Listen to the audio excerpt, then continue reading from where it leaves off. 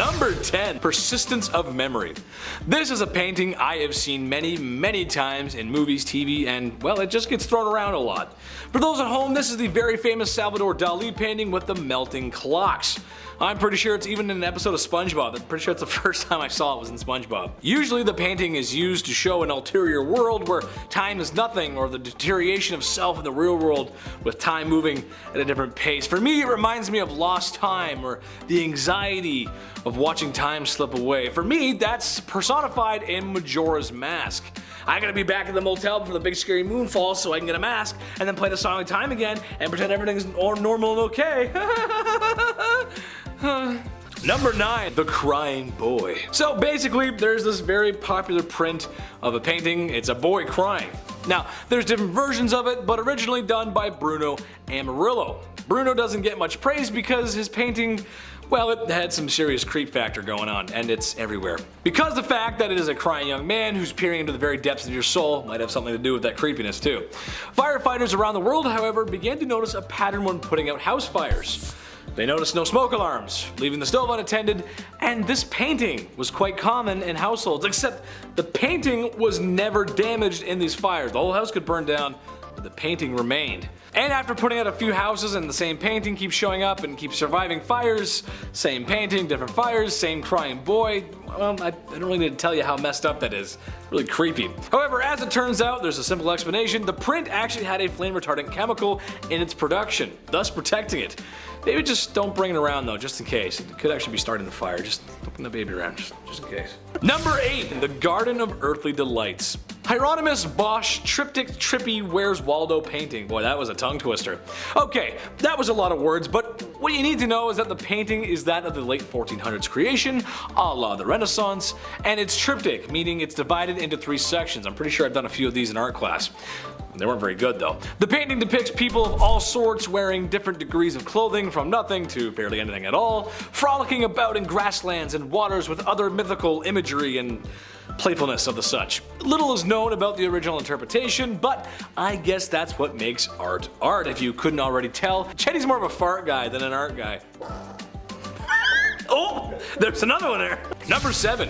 The Blank Canvas. On your way to greatness, others will attempt to take you down in competition, envy, or spite. That's how it works. However, some will go as far as to mimic you. Now sure, imitation is the best form of flattery, as they say, but what if that imitation far outreaches the lengths of your own efforts? Ooh, better call Saul. Robert Rosenberg was a painter who was gifted a painting from de Kooning, who was already a rising star in the art world. I finally got that sentence off, sorry about that. However, he got the bright idea to erase the painting and then use that blank canvas as his own work.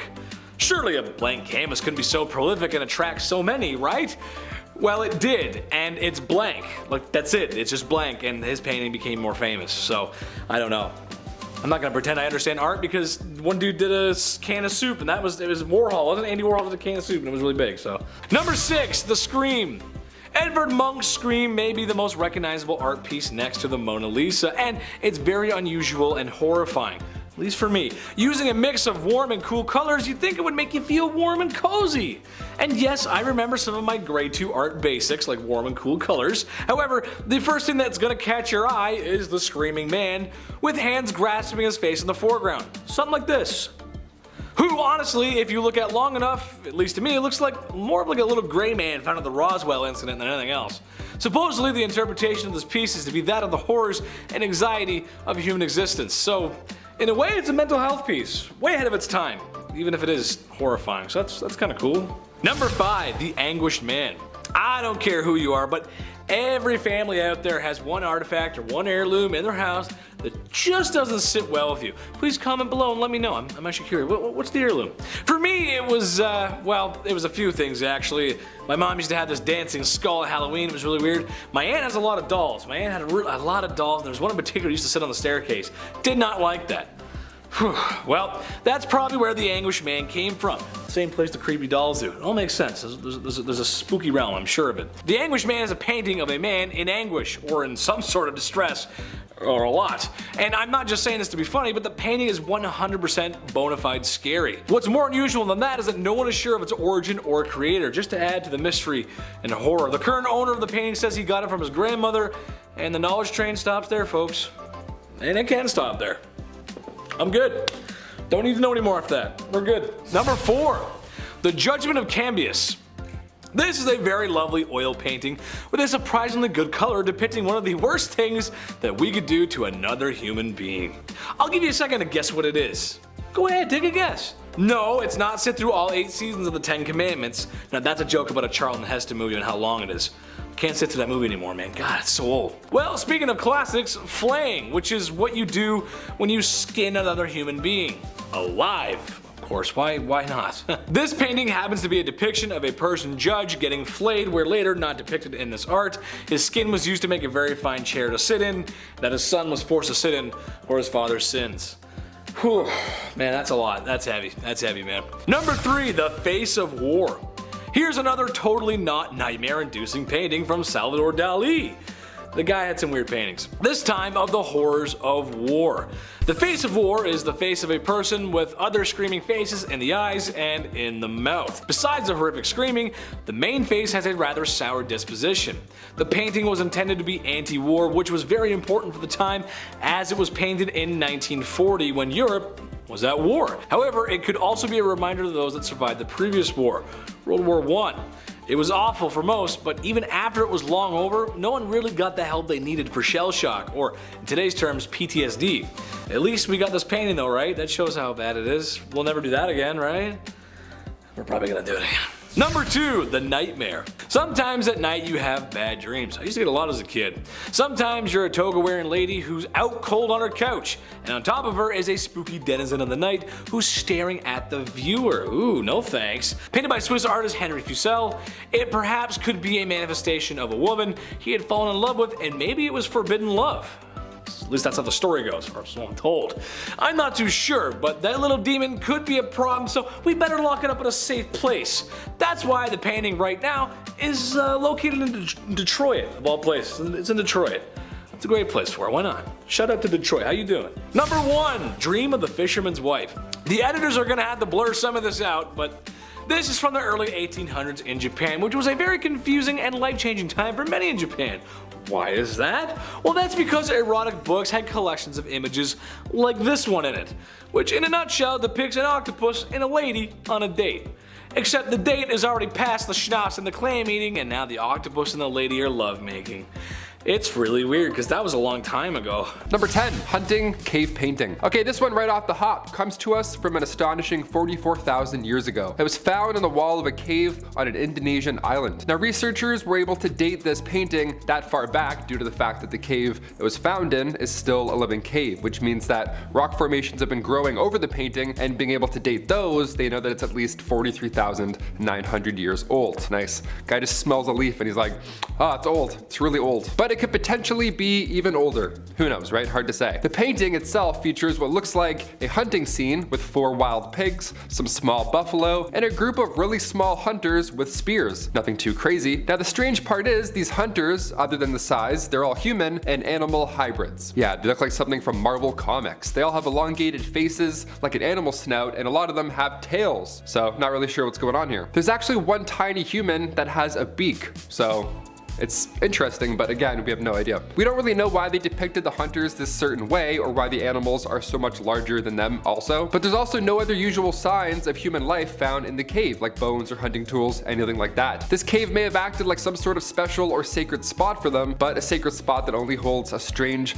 hunting painting? I don't know, it's a little bit creepy. We need to know more, but unfortunately, it's 44,000 years old, so we'll never know. Number 9, giants in Egyptian paintings. This one is less of a specific painting and more so just a feature that is seen in a lot of ancient Egyptian artwork. So I figured I'd give it a mention, especially in this list. There's a common theme of giants in a lot of these paintings. Now this may have been a representation of people being a higher status, or they could have been literally describing a god. But many believe that this may be a sign that there really were giants in ancient Egypt. And considering how strange the pyramids are to us still to this day, and how little we really know about their construction, There's actually a fair amount of steam behind this theory online, so I have to mention it. How can we say for sure that there weren't giants? Know what I mean? In 2017, researchers also found the supposed remains of Sa-Nakht, an ancient Egyptian pharaoh. This also could be the oldest known giant. It is a skeleton with gigantism. So again, a lot of history in between that we'd love to know, but we don't, because all we have is bones and temples, and we're like,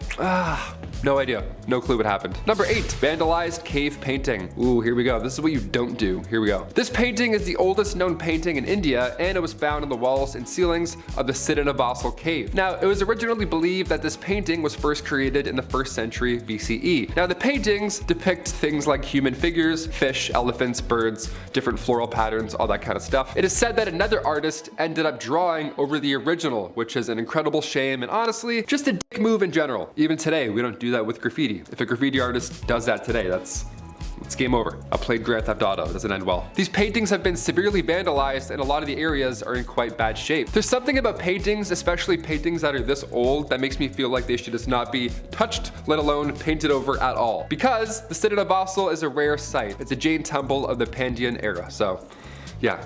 If you did this, you're definitely cursed. If you paint it over, yeah, you're cursed. For sure cursed. Don't touch things. Stop touching things. We can't even breathe on some of these cave paintings anymore. You know what I mean? We can't literally look at them because our breath is gonna break them apart. So just leave them. Number 7, Brazil caves. This is an interesting cave painting because of the fact that it's widely debated when exactly it was created. Yeah, most of the time we're all arguing about what the image is, you know, because it's art. But this time we're talking about when the image was. Haha, mixing it up a little bit, how fancy. The Serra de Capivara National Park is located in eastern Brazil, and it is the home to a bunch of different rock shelters that are decorated with incredible and elaborate cave paintings. This area includes scenes of rituals, hunting, trees and animals, and some scientists believe that the oldest of the paintings date back to at least 25,000 years ago. So long, I can't even fathom how long that is. Now, there are others who argue this because that would go against what we currently believe is the date of human settlement in the Americas. So there's art telling us one thing, and then there's people telling us another. Then there's me telling you both, going, hey, hit that thumbs up, subscribe. I'm just in the middle of history being like, hey, check it out.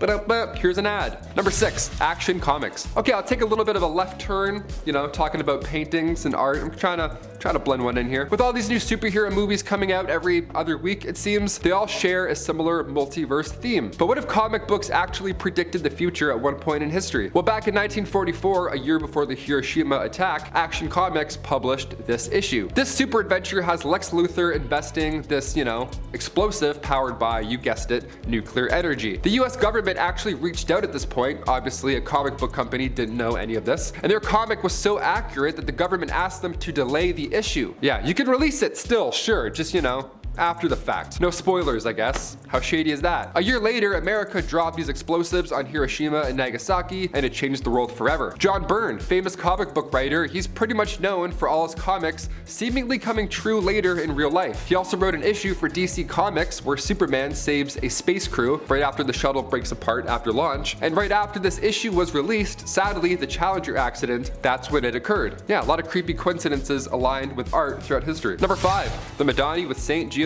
This painting is currently in the Hall of Hercules in the Palazzo Vecchio in Florence. Probably fucked one of those words up, but you know, I'm just Canadian and I'm trying my best.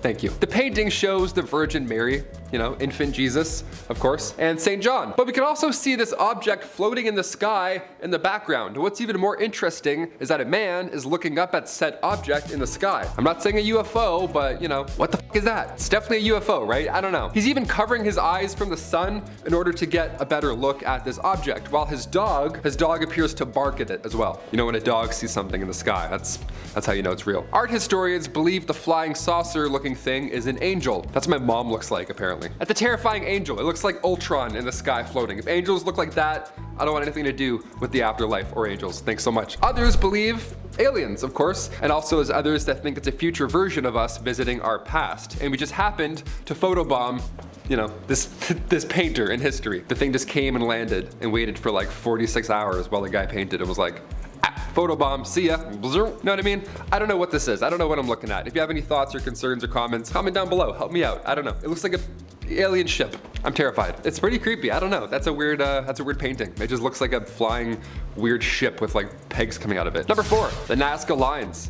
Massive, but definitely art. We've all heard of alien crop circles at one point or another. I remember watching the movie Signs when I was young, and then I couldn't sleep for like 13 years. Yeah, that scene did it. That scene really did it for me for like 46 years of my life. So this next one freaked me out a lot. Just 200 miles southeast of Peru, we can find hundreds of markings etched into the earth. They're these massive pieces of art, like crop circles, but almost more intimidating, dare I say. The biggest ground graffiti spans over 1,200 feet, and many believe this was an ancient ritual for water. Given its location, that theory actually checks out. Another theory written in 1968 in Eric von Daniken's book, Chariots of the Gods, suggests that ancient Nazca was a site for alien visitors, leaving behind, of course, knowledge in the form of these massive doodles. Like, thanks so much, that's really gonna help us. What about like money for, you know, tuition? Maybe you can leave those next time. Maybe some gas. Do you have any gas? Maybe drop some gas before you leave. Knowledge is great too, and we love those, but that's not paying the bills. Number 3, lizard hands. In 2002, in a cave discovered in the western deserts of Egypt, researchers found tons of paintings on the walls, thought to be dated back to at least 8,000 years ago, if not even further. Again, I can't even fathom that time. This painting features animals, humans, and sometimes headless creatures, which led to the cave being nicknamed the Cave of the Beasts. But there are also hundreds of handprints outlined, which is on one hand very cool and, you know, beautiful historically, but on the other hand, pun intended,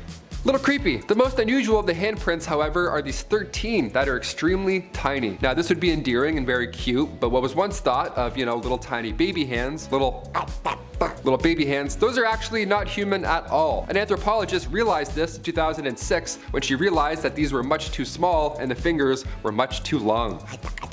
So yeah, definitely lizards. It is also thought that these handprints may belong to lizards or perhaps baby crocodiles, but we still aren't really sure because, again, thousands of years ago. It is definitely interesting and kind of fascinating to see all these handprints on the walls of the cave, of course, but it definitely carries a mystery behind that we'll never know the real answers to. Imagine holding an alligator up for that long to do prints. That'd be so scary.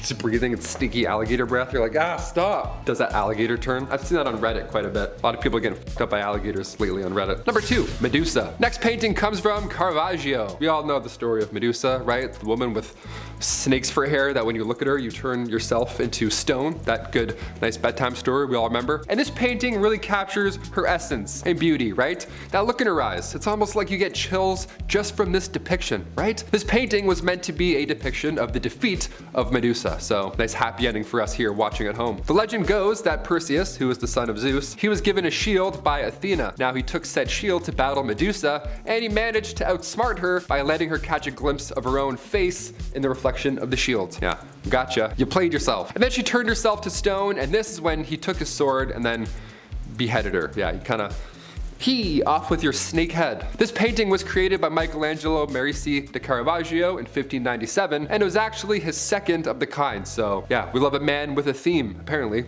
Just loves headless Medusas. I just beat God of War a day ago, so this painting gives me all the emotions and all the feels in real life. It makes me believe a woman with snakes for a head actually existed. I don't know. Do we believe that? I kind of believe that. Don't look behind you, she's behind you. Number 1, the hands resist him. Okay, here we go. Finally, last one on this list. You've made it. You've been brave, you've been bold. Hit that thumbs up. Not for me, but for yourself. A little for me and us at the channel and all the hard work we put into it, but also for yourself. Painter Bill Stoneham created this work of art back in 1972, and it's most famously belonged to actor John Marley from The Godfather. He's the guy who wakes up with the horse's head in his bed. Him. Yeah, you're like, oh, got it. There he is. He got this painting at one point in history, but later it was found on eBay all of a sudden with claims that it was cursed from an anonymous previous seller.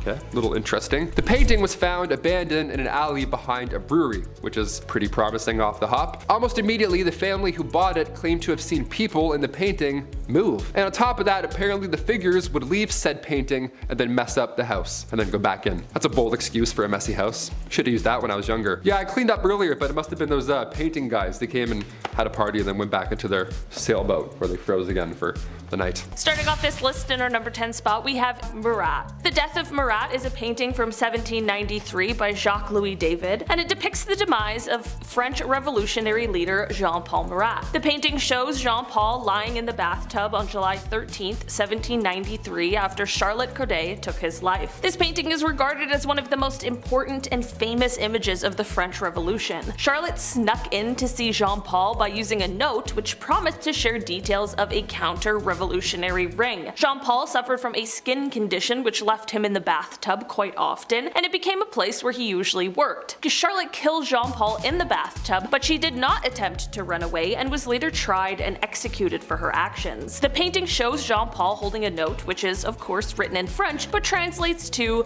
"Given that I am unhappy, I have a right to your help," which is an incredibly eerie message. In our number 9 spot today we have Dante and Virgil in Hell. This terrifying work of art was created in 1850 and is currently on display in Paris. This painting is depicting a scene from Dante's Divine Comedy, which is basically about Dante being taken on a journey through hell with Virgil showing him the way. The painting is depicting a scene where Dante and Virgil are witnessing two damned souls intertwined in eternal combat. One of the souls was believed to be a heretic, which is how he landed in the underworld, and the other soul, who's biting his neck, is thought to be a man who falsely claimed another man's inheritance, which certainly is not a good thing to do. The painting also features some sort of terrifying creature flying in the background, as well as a lot more damned souls fighting in the fiery pits. This whole painting truly is both a stunning piece of art as well as an absolute nightmare. In our number 8 spot today we have Ancient Aliens. Okay, so with all these recent UFOs, I just had to talk about this painting. With pop culture and the news and social media, it's really easy for us to write off UFO or alien sightings as hoaxes, or people who are trying to receive their 5 minutes of fame, or people who thought that they saw something but were mistaken by another piece of human technology. But what about the people who claimed these kinds of sightings long before the internet, or international news, or even human-made flying objects existed? The 15th century painting, The Madonna with St. Giovanni, depicts the Virgin Mary, but also in the background it features some sort of hovering disc-like object that looks a lot like a UFO. This isn't the only example either, as we've also seen some sort of otherworldly beings in ancient cave paintings and Sanskrit scrolls, and there are some people who even swear it is also written in the book of Ezekiel. It certainly says something that potential alien sightings have existed since so far back in our human history, so it must either point to proof of alien existence or just human beings being obsessed with conspiracies from quite early on. In our number 7 spot today we have Saturn devouring his sun. This absolute nightmare fuel of a painting comes to us from around 1823, and it is a depiction of one of the most famous stories in Greek mythology. This is the myth of Cronus, whose name was romanized as Saturn, and how he feared being overthrown by his children, so instead of going to therapy to deal with whatever he had going on, he just ate them all. It is said that this painting may have been inspired by another artist's earlier version, and that one, while also haunting and beautiful, just doesn't hold the same absolutely horrific qualities as this one does. The first painting is a bit brighter and more of a conventional depiction, while the one I'm talking about today just gives off pure psychotic energy. This painting shows Saturn eating his child with the head and one arm already consumed. The brightest parts of the painting are the flesh and the blood and Saturn's large, bulging eyes. This painting is of course an amazing piece of art, but I think we can all agree it is absolutely terrifying as well. Speaking of nightmares, in our number 6 spot today we have The Nightmare. The Nightmare was created in 1781, and there's a lot going on in this one. The painting shows a woman who is fast asleep with her arms thrown out below her, which is all fine and well, but there is also some sort of demon incubus just sitting on her chest, which is absolutely weird and not okay. The painting is said to display a woman dreaming, and also the nightmare she is having, which is a very eerie description. There are red velvet curtains hanging in the back with a creepy horse's head poking out of them, which is also said to lend into the nightmare. The colors represent so much of what is going on in this painting, with the sleeping woman being brightly colored and the rest of the painting being much darker in contrast. Because of what this painting really is getting at with the addition of the incubus, the painting has often been criticized as being too scandalous. In our number 5 spot today we have the guillotined heads. Well, it really is all in the name with this one. This painting comes to us from 1814, and it is showing us a pretty clear image of death and decay. The guillotine is definitely one of the scariest inventions from our past, and this painting does not put it in any better of a light. The painting shows two heads, one of them being a female with her eyes closed and her skin pale white, and then there's the head of a male, and things get a lot more gruesome with him. You can see the jagged marks on the skin of the neck, where you can really get a sense for how harsh this type of punishment really really was. With both his mouth and eyes open, the artist was able to capture the bone-chilling, lifeless expression on his face. Apparently, the artist would really keep guillotined body parts so that he would be able to paint them with an accurate likeness, which is both incredible dedication and very, very creepy. I wonder if we are looking at the real face of someone who suffered from this horrible punishment. In our number 4 spot today, we have the Judgment of Cambyses. This painting was created in 1498 and 1499, and it depicts a pretty gruesome scene. It is one of very few paintings from the artist that doesn't depict some sort of religious theme, which is interesting considering the fact that he went so far off the religious track with this one. This painting is showing the arrest and subsequent gruesome flaying of a corrupt judge surrounded by a crowd of people. This piece was actually commissioned by municipal authorities as a piece to be hung in the executive of the city's room in the town hall. I'm not sure what is scarier, the painting in general or the fact that someone commissioned such a horrifying scene. Either way, this painting is definitely best viewed from afar. In our number 3 spot today, we have this supernatural being. This painting was made by Katsushika Hokusei, and it belongs to a Japanese genre of art that is about supernatural beings which are painted on wood blocks. The painting depicts a skeletal man who truly is straight out of a nightmare. The story behind this one is that it apparently is about an actor who was killed. The legend states that he actually ended up coming back to life like a zombie, and that is what the painting is about. Well, I guess it's more like a zombie ghost thing as he comes back to haunt his wife and the new man she has fallen in love with. The legend is already quite terrifying, and this artist found a way to really bring that horror to life. His depiction of the sunken-in eyes and the horrifying grin with the clear representation of the thin skin and those spindly little fingers, it really just makes this painting what it is, and that is a work of sheer terrifying art. In our number 2 spot today, we have Medusa. This painting is by Caravaggio, and it shows a story that might be familiar to some of us. The story of Medusa, the woman with snakes for hair that when you look at, you turn to stone, and this is a painting that really captures her essence perfectly, as well as capturing a horrifying moment. This painting was meant to be a depiction of the defeat of Medusa. The legend goes that Perseus, who is the son of Zeus and Danae, was given a shield by Athena. He took this shield to battle Medusa and managed to outsmart her by letting her catch a glimpse of her own reflection in the shield.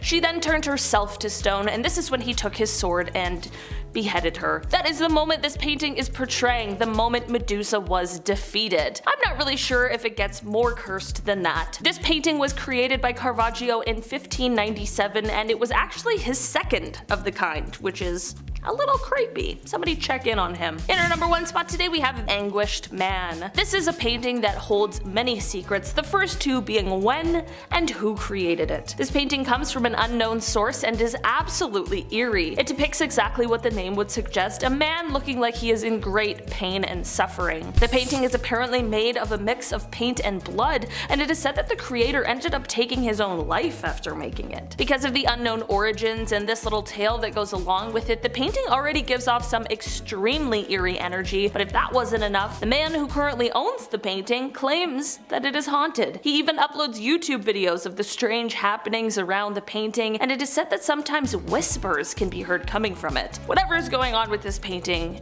it sure can't be good. Number 10 is Little Lion Man. Not the painfully catchy song either, but rather a mammoth tusk carving dating back over 40,000 years, meaning it was created in the Ice Age. Standing at 12.2 inches tall, it depicts a humanoid body with the head of a lion standing square and straight backed on 2 legs. The sculpture was carved from ivory, which was prominent in this period. Tools were different, however, and scientists determined that this was actually carved out of simple flint scraping techniques. Using the same style of tools from the Ice Age, scientific experiments showed that this would have taken over 400 hours to complete. These are the same kind of tools found with other small sculptures in the same vicinity of the cave Lion Man was found in 1939 South Germany. These tools and animal bones found indicated people lived in those caves, but the Lion Man cave is different. Facing north, its passages see no sunlight, making it frigid, desolate, and unlivable. There's considerably less human debris found in it in any cave site found nearby, implying it was only occasionally used, perhaps as a place people would come together around a fire for meetings of importance, storytelling, rituals, who knows. Lion Man was found carefully standing in an inner chamber alongside perforated Arctic fox teeth and reindeer antlers. The story of his significance is lost to us, and what we can only speculate the Lion Man is perhaps maybe a creation story, a hero, a deity. We'll never know. Number 9 is the Amazon Ice Age canvas. It's 8 miles long and climbs upwards along the mountainside deep in the Colombian Amazon. This canvas depicts mastodons, the giant sloth, and many other beasts that didn't live to see a modern era, painted on inexplicably by hand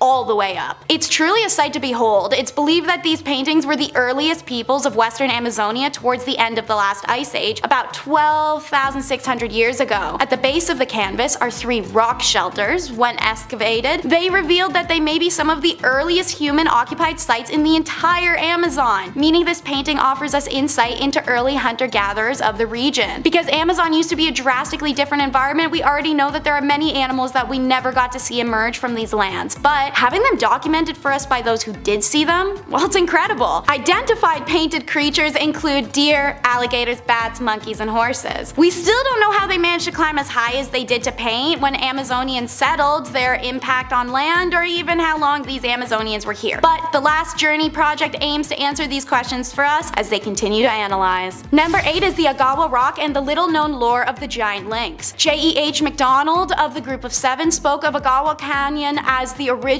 site of the Garden of Eden for its beauty and grandeur. Considered the most important and mysterious art piece of Canada, the granite face of a 15-story high cliff depicts the terrifying beast that reportedly tormented the Ojibwe and Anishinaabe people for hundreds of thousands of years. It's known as the Great Lynx, as its true name is one that should never be spoken out loud. Red ochre draws up feline paws and legs. The dragon-like body is adorned with sharp spines along its back and tail, and while it may not have eyes in this depiction, make no mistake that this creature looks back down on you. There are over 100 other images at Agawa Rock, a sacred lakeside site located in Lake Superior Provincial Park, possibly over a millennia old. Nobody knows for sure what they mean and why they were placed there. Seeing as visiting the artwork requires venturing out onto a rocky ledge where a sign warns that death and injury have occurred when highly unpredictable waves have washed visitors off the rock ledge while viewing the pictographs, Eli, a Bashawana First Nations elder and knowledge keeper whose ancestors made these paintings, recommend observing the Anishinaabe custom of offering tobacco and asking for permission from spirits who watch over the area to view the pictographs, should you visit them. After all, the Great Lynx is a sinister spirit of swift waves and troubled waters, and those who show no respect may be swept to their ultimate demise. Number 7 is an artifact reburied. And yes, it is for disappointing reasons, but we'll get to those in a moment. Called the Kanoko Stone, it's carved full of indentations, geometric, spirals, and other mysterious patterns that seem to have no inherent translation or meaning to us in modern times. However, the art form is recognized as a cup and ring carvings from Bronze Era, and the Kanoko Stone is considered the finest example to date, dating back over 5,000 years. First discovered in 1887 Scotland, the stone is 42 by 26 feet on farmland. This stone is recognized to be of national importance and a scheduled monument. This is due to the particular carvings of 2 pairs of footprints that only have 4 toes and pre-Christian cross in an oval. Yet, for the last 50 years, it's laid buried several feet of earth and vegetation over top in a sense of desperate attempts to protect it from vandalism. During the 60s, the Kanoko Stone was repeatedly damaged by vandals, so in 64, the Glasgow University archaeologists recommended it be buried to protect it. To this day, it remains under the earth. However, there is consideration to unbury it once more and garner the correct security for curious onlookers to finally see it. Eastern Arctic petroglyphs are number 6 in the countdown. The first mystery of these petroglyphs is their location. While they reside on the coast of the Inuit region in Nunavut, they are a highly guarded secret. These 165 plus petroglyphs are protected from the public and have been submitted to UNESCO for the new World Heritage Site consideration. After hearing what happened to number 8, sadly this does make sense. They are highly stylized human faces in rounded, ovular, square, or triangular shapes with horns donning the heads, all carved on soapstone banks from the Dorset era, and appear to be the only area of Dorset transposed soapstones in a large scale, as they usually only find small bone, horn, ivory artifacts. The Dorset people lived along the coast of Nunavut for 2,000 to 1,000 years ago and disappeared before the arrival of the Thule Inuit, the ancestors of modern Inuit inhabiting the area approximately 800 years ago. The carvings, which have baffled archaeologists since their discovery in the early 1960s, range from a few centimeters in height to more than 30 centimeters, and scientists have been unable to truly date the carvings. Scientists do speculate that the decline in the Dorset people was was triggered by a sudden warming of the climate in the Arctic around the 10th century. The dramatic change precipitated their spiritual beliefs and artistic expression, leading to the creation of breathtaking symbols carved into the earth that are not made for us to understand, but rather for something else. Number 5 takes us on a Roman getaway to the Villa of Mysteries. Cults are actually incorporated into the Roman Empire as a supplement for their varying religious customs. Always practicing in private despite their widespread acceptance, these cult meetings were only ever held in private ceremonies and temples. The secrecy of their organization's congregations unfortunately leave much of these ancient cults to be lost to time. But wall paintings of the Villa of Mysteries in Pompeii give insight as they were preserved by the volcanic ash of the 79 AD eruption. They allow us to peek into one group's practices and ideals, filling in knowledge gaps for archaeologists and historians alike. In the hall, a large continuous mural covers 3 walls as one of the most preserved ancient paintings of all times. The scene is linked with Dionysus, who appears on the central wall with his wife. Makes sense, as the villa also did include a wine production room as well. To this date, we know incredibly little of ancient cults, but from this mural depiction, it seems like there's a bit of raunchy partying going on. Back over to America for number 4 as the Sago Canyon rock art. This canyon is essentially an outdoor gallery with paintings and carvings believed to have taken place a whopping 8,000 years of work. The first sign of human habitations are archaic in 6000 BC, but the subsequent tribes in the decades to come also left their symbolry and stories on cliff walls. Researcher Polly Schafsma believes that much of these symbols correlate with ritual activities, pointing to the spirit figures often shown in snake forms and torsos, sometimes incorporating water and life-giving symbolatry. Animal figure motifs are considered evidence of spiritual tradition and lores. What really grabs attention are over 80 disturbing life-size figures. Their eyes are either hollowed out or simply not there, and many are lacking their arms and legs with triangular heads. Naturally, people jump to aliens, saying these are depictions that may be evidence of their visitation. Scholars maintain the strange beings represent ritual visions produced in trance-like states. There is no further explanation for the figures and many other story-like depictions on these walls, as researchers seem to have hit a literal stone wall in analyzing their abilities. So, the mystery continues. Number 3 in the countdown is the Swaga Game Reserve rock art. In June 2018, Polish archaeologists spotted what's now called the Amahahi 4 rock shelter site, while on the game reserve located in central Tanzania. This rock art seems to belong to an ancient indigenous group, the Sandawe, who have existed for nearly 90,000 years and still remain in Southeast Africa to this day. While one of the mysteries of this piece is its age, something scientists are struggling to pinpoint due to degradation from the exposure, it's concluded that the rock art does come from the hunter-gatherer period. Scientists also determined that there are 2 paintings on the stone, and that the painters of the second intentionally respected the existing drawing, as they didn't overlay the new image on it, but rather incorporated it into the new scene. The scene depicts domestic cattle, humans, and giraffes, but most importantly is a scene centered around 3 figures featuring strange heads. These skulls have the same central dip in the profile of a buffalo head, where the 2 horns curve outward away from the head with downturned ears. Present-day descendant Sadaway clan members unfortunately cannot, or understandably will not, explain the amorphized figures, and so it's left to researchers to find some clarity in what this art could mean. And let's enter the Alabama Caves Dark Zone for number 2.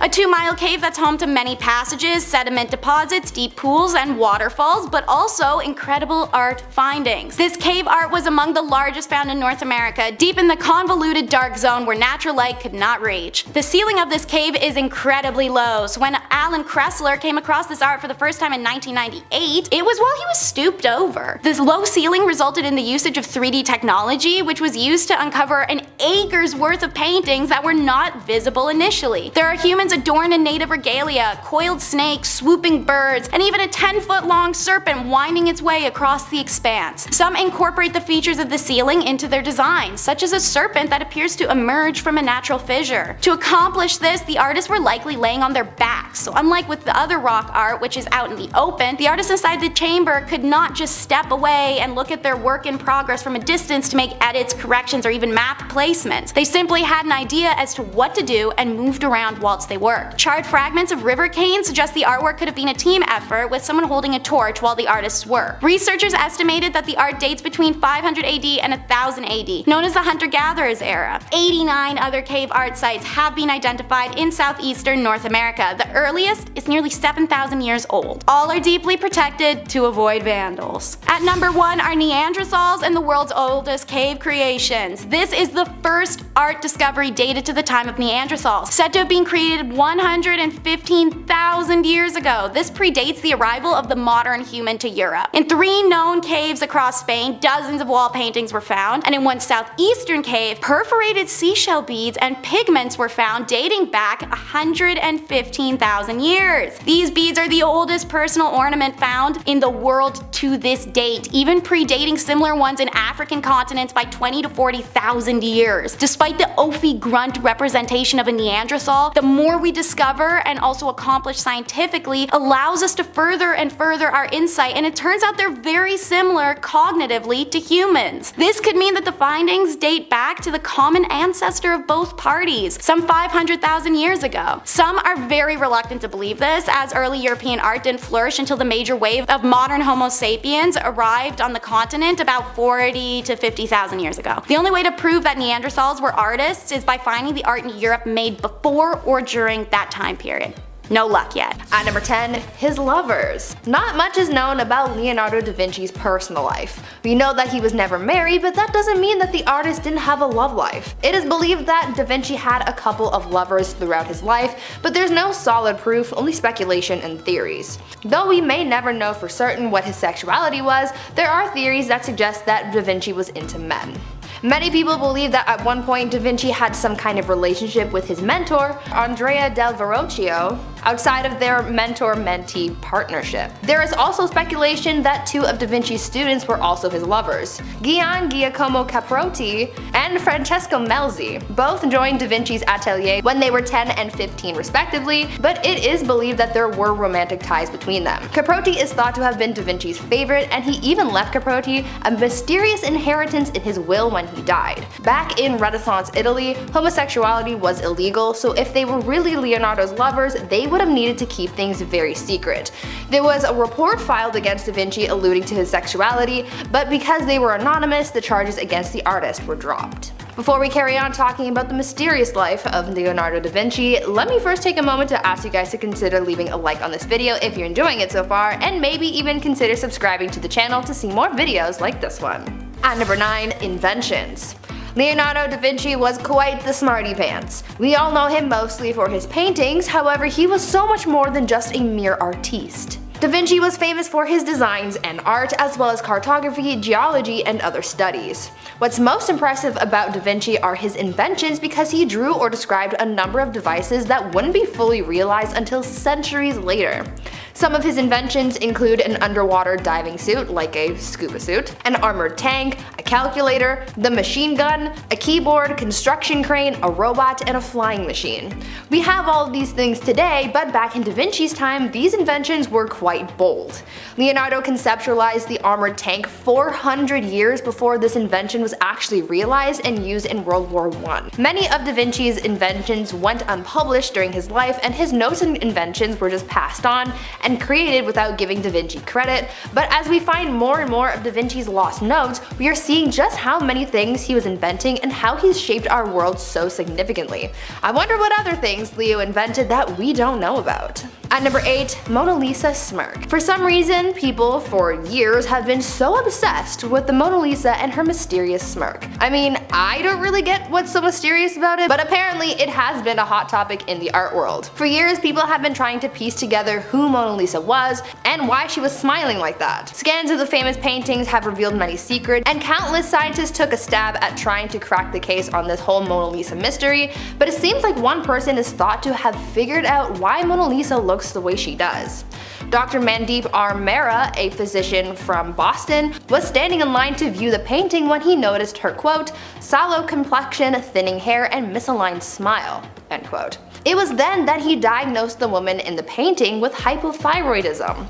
He suggested that her odd smile could have been connected to muscle weakness caused by her potential hypothyroidism.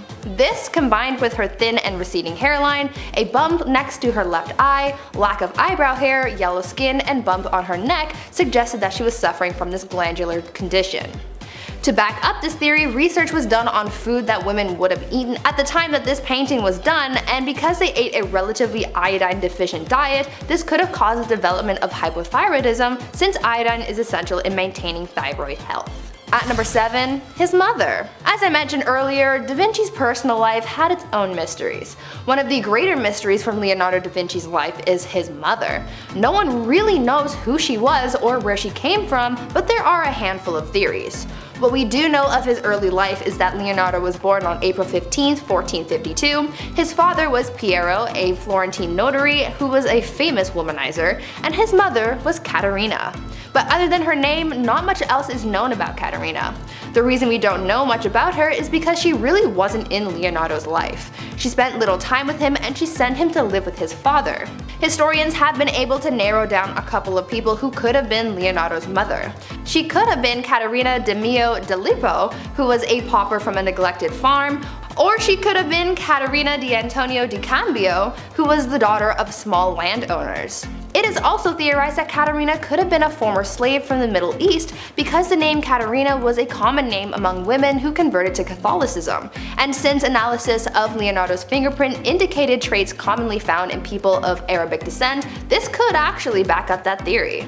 At number 6, The Last Supper. Many of Leonardo da Vinci's paintings are shrouded in mystery. There are many mysteries surrounding the Mona Lisa, other than the one I previously mentioned, and there are a couple of other pieces with a lot of unanswered questions, but let me tell you about one of the mysteries surrounding da Vinci's The Last Supper. The Last Supper is a depiction of Jesus and his disciples at the last Passover meal before Jesus' crucifixion. Though it looks like a normal painting, there are hidden Easter eggs that raise some questions. Dan Brown, the author of the Da Vinci Code, came up with a theory that Mary Magdalene is depicted in the painting. Mary Magdalene is thought to have potentially been Jesus' wife, and according to Dan Brown, the disciple in the painting that was previously identified as John was actually Mary Magdalene because this person had softer features that could be perceived as feminine. There is a counter-argument to this theory, saying that the softer features in the painting were more so to depict the youth of the disciple John because he was the youngest of Jesus' disciples. But what do you guys think? Is there actually merit to this theory? At number 5, Unfinished. From what we've learned about Leonardo da Vinci, he seemed like the type of person who marched to the beat of his own drum. He did whatever he wanted, when he wanted, and no one could tell him otherwise. Or at least that's how I perceive him anyway. But I think that this perception of him could also be backed up by the fact that he apparently rarely ever finished his work. Apparently, Da Vinci was known to leave commissions and his own personal works unfinished. He was a meh, not really feeling this one right now kind of guy. Turns out the Mona Lisa was actually a commission project from a wealthy silk merchant to the Medici, and he never received the painting. Some of Da Vinci's other works like the Sforza horse monument and the Battle of Anghiari mural were also abandoned and never completed by the artist. As you can imagine, his clients would often hound and harass Leonardo for the completed pieces that he often never even started. He got so tired of painting later in life that he said that he could not even bear the sight of a paintbrush. I have to say, I kind of feel bad for the people who never got their commission pieces because I'm sure they would have been quite incredible. At number 4, Salvator Mundi. Here's another one of Leonardo da Vinci's pieces that is shrouded in mystery. Salvator Mundi is one of da Vinci's paintings that has a lot of unanswered questions. People have wondered about the orb in the painting that's held by Jesus. People who know da Vinci's work notice that there is no refraction in the orb, which is uncharacteristic of da Vinci because he knew all about the physics there. But this mystery opened up a whole new jar of worms and a new question, that is, did Leonardo da Vinci even paint Salvator Mundi? And the answer is actually no. I know, crazy, right? For all these years we thought that this was a Da Vinci original, but it turns out that only about 20% of the painting was actually done by Da Vinci himself. After analyzing the painting's artistic details and painting techniques, it is believed that Leonardo's assistant, Bernardino Luini, was the one to paint the majority of this piece.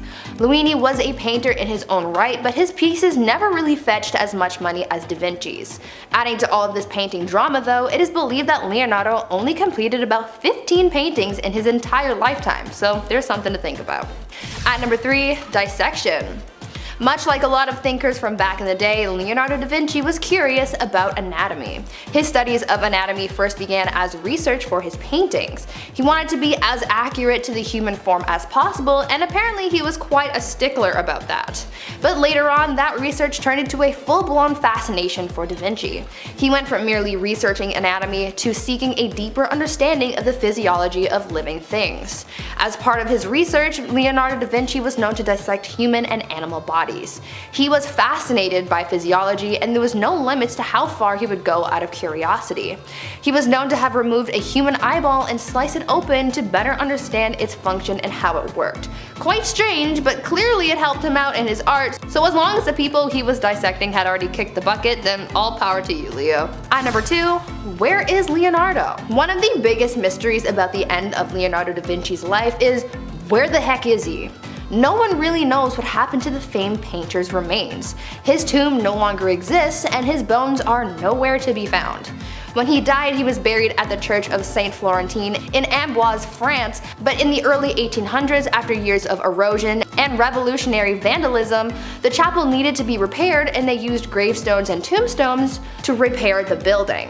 Children were known to play with the abandoned bones from the graveyard, and so a gardener gathered the bones and buried them.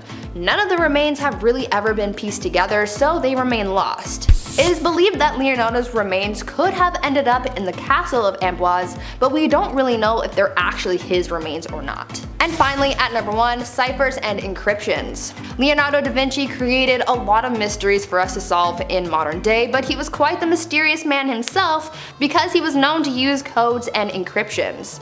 All of his notes were written backwards with a mirror, and though it isn't known for certain why he did this, many believe that it was to protect his inventions and other notes from falling into the wrong hands.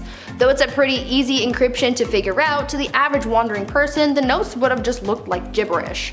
Other people believe that he wrote everything backwards because he was left-handed and it was just easier for him to write backwards. Leonardo just did everything differently, which made him a little weird to some, but a genius to many others.